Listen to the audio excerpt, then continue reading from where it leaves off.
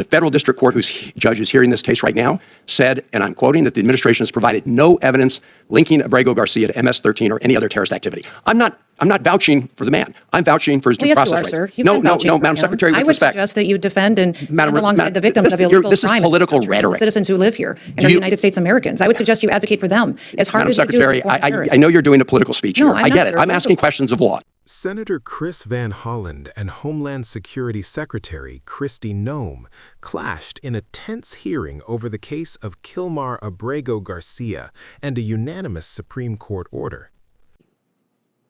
Senator Van Hollen. Thank you, Madam Chairman.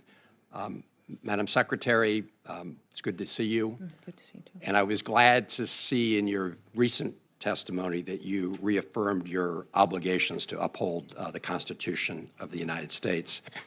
And I understand you had an exchange with Senator Murphy on the Abrego Garcia case.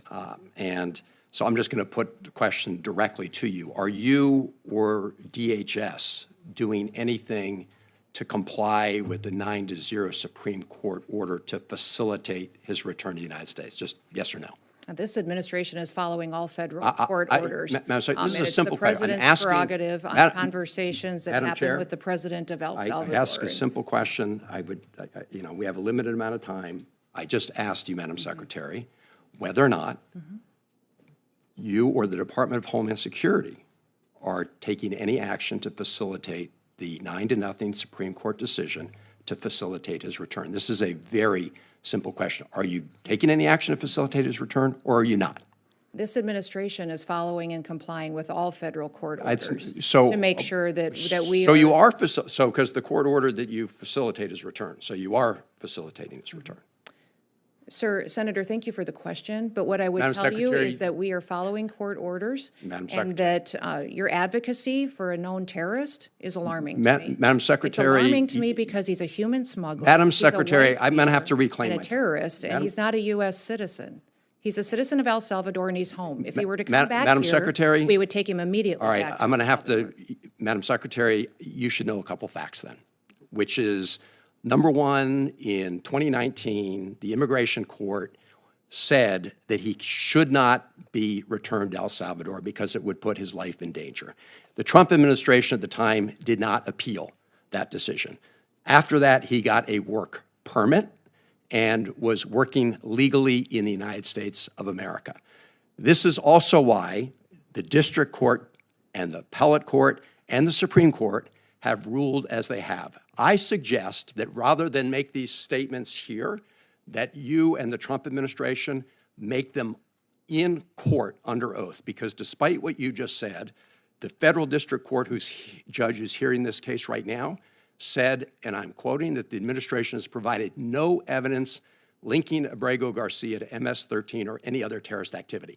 I'm not vouching for the man. I'm vouching for his due process rights. Yes, you are, sir. You've no, been vouching for Madam him. Secretary, with I would respect. suggest that you defend and stand alongside the victims of illegal crime. This is political rhetoric. The citizens who live here and are United States Americans. I would suggest you advocate for them as hard Madam as you do Secretary, these foreign terrorists. I know you're doing a political speech No, here. I'm I not, get it. sir. I'm asking questions of law. No, you're just spewing rhetoric. I truly believe this. Well, you're truly believe spewing this rhetoric. as an American. Let me ask you this: Do you agree with Justice Scalia in the Supreme Court opinion in Reno v. Flores that, I'm quoting, "It is well established that the Fifth Amendment entitles aliens to due process of law in deportation proceedings." End of quote. Sir, we are utilizing every due process tool that this Congress has afforded us. The Congress decides what Madam due process Secretary, is appropriate for every situation. Expedited removal is a due process that you have afforded us that we are utilizing. The Alien Enemies Act I'm going to is another reclaim my tool that time, we're Madam utilizing. Secretary. So You we are are, giving due Madam process Secretary. and using the tools Madam that Secretary, this Congress has given us. this is really, I'm asking sort of simple questions of law and simple questions like, are you complying with the 9-0 Supreme Court decision? And you seem to think that's some kind of trick question. Let me ask you this. You were down at CCOT in El Salvador, and you said, and that, I'm quoting, "It is one of the tools in the toolkit that we will use." And it's well known that the Trump administration is paying the government of El Salvador to keep these individuals, including those who the U.S. courts have determined were illegally taken out of the country in violation of their due process rights. Have you seen the grant document between the United States and the government of El Salvador with respect to the CCOT? It's important that everybody knows the consequences of what happens for their actions in this country. When you break the law and you're a member of a foreign Madam terrorist Secretary, I asked you a organization, there are question. Have you consequences seen to the that. document? This is not hard. Yes, I have. Okay. And what are the provisions of the document? So do you know what entities in El Salvador are Sir, receiving I'm the sure funds? you can see this document as well and have looked at it for I'm evaluation. glad you as raised well. that, Madam Secretary, because I sent you a letter along with many of my colleagues here on April 8th asking for, among other things, that document. Will you respond to the letter that we sent? I will respond to your letter. Can I get some sense of when? We will take a look at it. I don't remember seeing your letter yet, but I will certainly Well, take a it's look been at there it over a and give month. you a The response. senator's time has No, expired. Madam Chair. Senator Kennedy? Madam Chair.